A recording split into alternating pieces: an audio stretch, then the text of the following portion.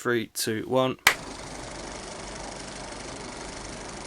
Hello, my name's Sam James Johnson and I am a singer-songwriter from South London. I've been making music and putting music videos out there for quite a while now. I don't think I've ever actually done like a video of me talking or actually talking about my music, so I thought it'd be quite a fun thing to do. I've noticed there's a lot of musicians out there who have got these really nice kind of biographies on their websites and stuff like that, where they kind of explain who they are, what kind of music they do. I've never actually done anything like that. I'm not really good at that sort of thing. So I just thought, you know what, it'd be a good idea to do a little video kind of explaining a little bit about who I am, the sort of music I make, and yeah, what got me here. So we will see how we get on.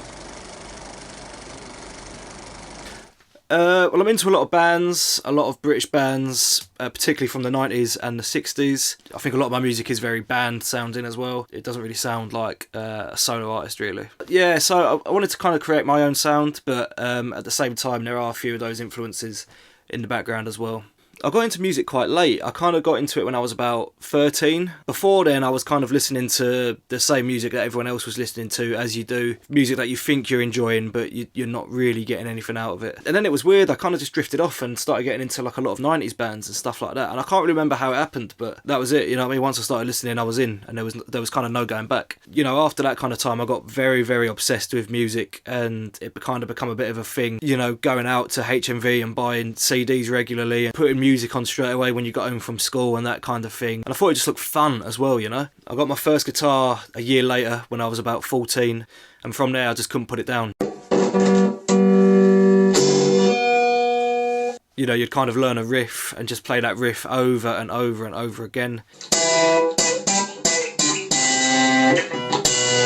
Really badly, obviously. And that was it. You know, the guitar became a bit of an obsession. You know, I weren't very good at it, but it's something that I just used to love to do. After that, you just kind of keep practicing and practicing, and you know, I was actually learning chords and learning songs from start to finish. Joined like a few like little covers bands, that sort of thing, and you know, played some simple songs and stuff, which was great. You know, it was just great to just be playing music in some form. Once I got to a certain level, you know, the main thing I wanted to do was join a band. You know, growing up watching the documentaries and stuff like that about music, you know, it was never solo artists or anything that I was looking at. It was always bands, you know. It just looked like the ideal thing, you know, just being in a band with all your mates and just seeing the world and playing music together. It was just something that just looked amazing, you know. In 2013, I got a phone call from a friend of mine who told me that Liam Gallagher was in our local pub. You know, obviously I was Oasis obsessed, you know, so as soon as I heard that, I literally had to run down to that pub. We actually sat down and got to have a bit of a chat, and he asked if I played music at all, which at the time I didn't really do so much, so I said no. And he even said, like, why? And, you know, I said I want to be in a band, but no one wants to be in a band, you know. My mates are either not into the same music, are into the same music but don't play an instrument, or are in the music, play an instrument, but just can't be fucked. And he actually said to me, just do it anyway. And that was what kind of got me thinking maybe I should try and do something on my own.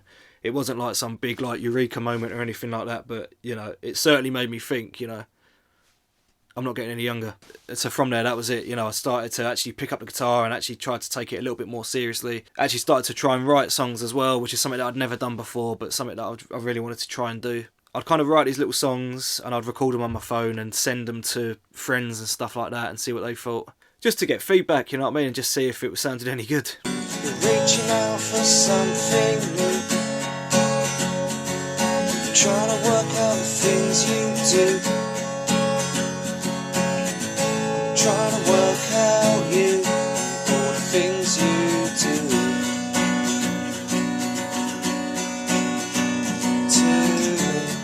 I wrote a few songs and I was kind of doing that process, and I was just, you know, I was loving it. You know, an old friend of mine called me up and he said, oh, I hear you're doing music now. He said, you should come down with me to an open mic night. You know, at that time it was just like, what's an open mic night? So he took me down to one in a little pub in Blackheath called The Railway, and it was the first time that I'd ever performed in front of an audience, actually playing something that I wrote, and I was absolutely shitting myself. I think there was literally only about 4 people in the entire pub, and 3 of them weren't even listening. Hey, ladies and gentlemen, we've got more tunes now from Sam Johnson. Sam Johnson. Woo!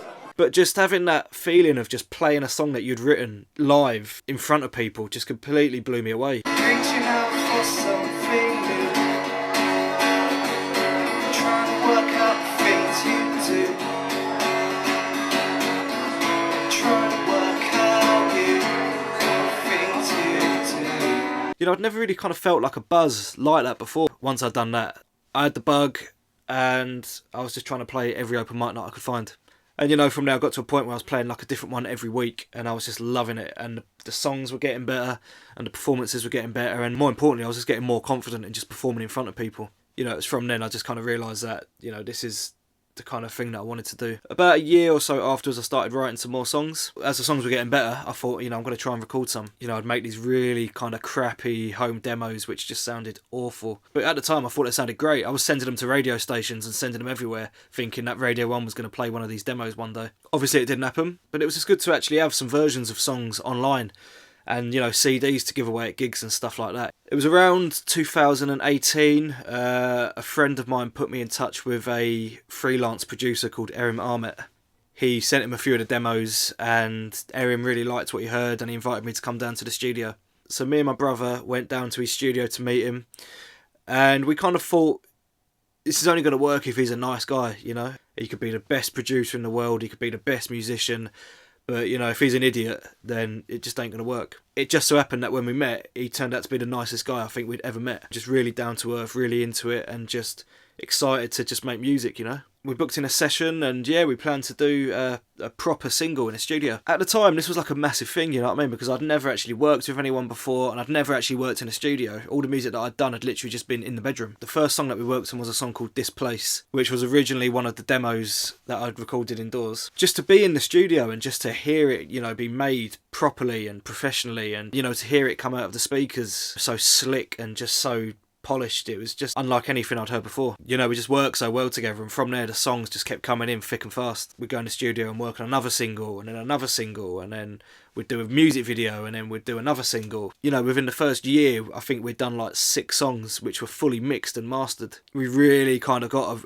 a bit of a momentum going. And, you know, because these songs were like professionally recorded, we could actually put them on like Spotify and iTunes and Apple Music, and that way, you know, proper trying to get the word out. You know, actually having music out there which was like professionally recorded, a lot of people started to take it a lot more seriously than they did when I was releasing the demos. And then 2020 happened and everything stopped. You know, to have the rug pulled like that, you know, it really did kind of slow things down a bit. And, you know, I just used that time to just try and write more songs, which I did. I also went and dug out my CD collection as well. You know, listening to my favourite albums again, which is something I hadn't done for such a long time, made me think, you know, maybe I could do an album. You know, we had about 6 or 7 songs finished, and I was writing more. So, you know, when we went back into the studio, it was kind of just like, right, we were just focused on the album. So in March of 2023, my debut album, Me, Myself and I, was released. It's definitely one of my proudest achievements. If you would have said to me when I was 14 that I would have had a fully produced album made, I would never have believed it. Slowly passing by, me, myself and I, as we make our way for another day, and we don't know why. So the album's been out for about 6 months now. The response has been really nice. You know, I think most people who have heard it are enjoying it, and I think that's it. I think that's pretty much where we are at now. I'm currently in the studio working on some new music, which I'm really looking forward to getting out there. I also want to try and do a lot more performance videos as well, you know, like acoustic stuff. You know, I really love making those videos, so I want to try and get back into it. I want to try and do one at least every other week. So we will see. So for anyone who has listened to my music and stuck around, thank you so much, and I hope you enjoy what's coming next. You know, I want to try and do more kind of videos like this with more updates, behind the scenes stuff, and, you know, just be a bit more kind of present on social media, because I've not been too good at it these last few years. But I think that is it. Cheers for watching, and hopefully see you on this channel or any of the other socials at some point.